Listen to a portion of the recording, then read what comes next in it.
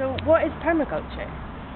Permaculture stands for permanent culture. It was invented in the 70s by these two Australian guys, and it was originally applied to agriculture, so it meant permanent agriculture, and it's basically how agriculture can be sustainable. But now it can be applied to everything. You can use permaculture to plan a town, a city. You can plan a business based on permacultural principles. It's just basically how can we use the resources of one planet, because we've only got one planet. So it's just how can you make things sustainable, really. And what kind of permaculture techniques are you doing in this garden?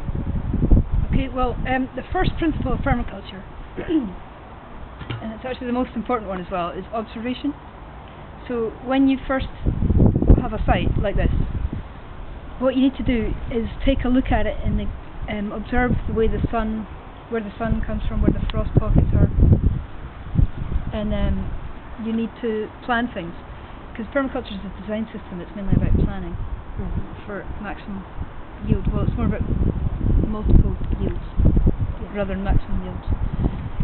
So an example of how I've done this is north, so the sun comes from this direction, so it shines here. So I've put everything that needs sun in this kind of line here. So we've got the cold frame there, which I made from old pallets, which is another principle of permaculture. It's reusing old stuff that people have thrown out. I've got the polytunnels here, which are growing winter crops, and I'll show you a thing that I've done here.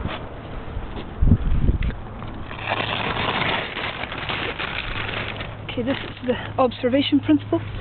I looked at the soil and I said, okay, what's the main weed? What's the most abundant weed? And it's this thing, and this is cuckoo flower. Yeah. Cuckoo flower belongs to the mustard family. So basically this soil wants to have mustard family crops on it. So I've planted mustard.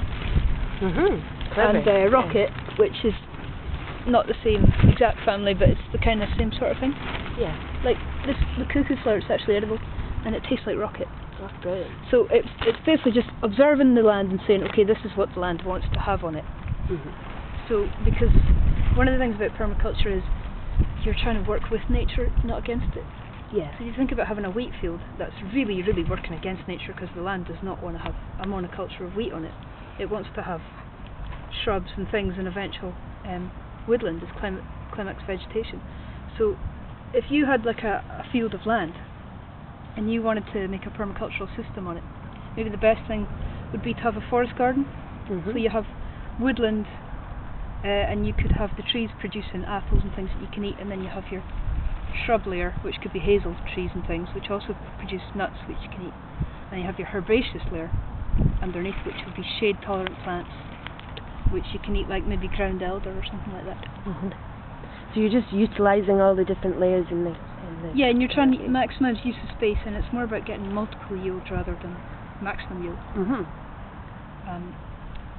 And you would try, you would like plan, like I've done here, to get the kind of crops that want to grow in the land rather than wheat, which doesn't really. So yeah, like that. Okay.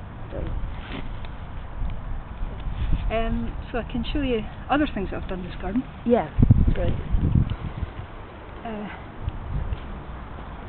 And I want to say this is not a perfect permacultural system here, because I'm growing vegetables to supply a cafe, so if I was allowed to do whatever I wanted, it'd be completely different, but I've used some principles.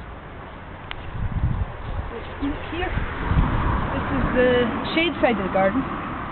Sun comes from there, so it kind of misses this bit, so this bit's shady. So what I've done here is manage for maximum biodiversity. So this is a brush pile. I put this here because things like frogs and hedgehogs like to live in shady places like this. And another thing you can do, which I haven't done yet, is to get a little box or something and actually create a hibernation chamber for hedgehogs and things, because they eat slugs. Yeah. Which you want, because it's organic, so I can't use chemicals and stuff, because also that's damaging to the environment, and it's against one of the ethics of permaculture, which is earth care.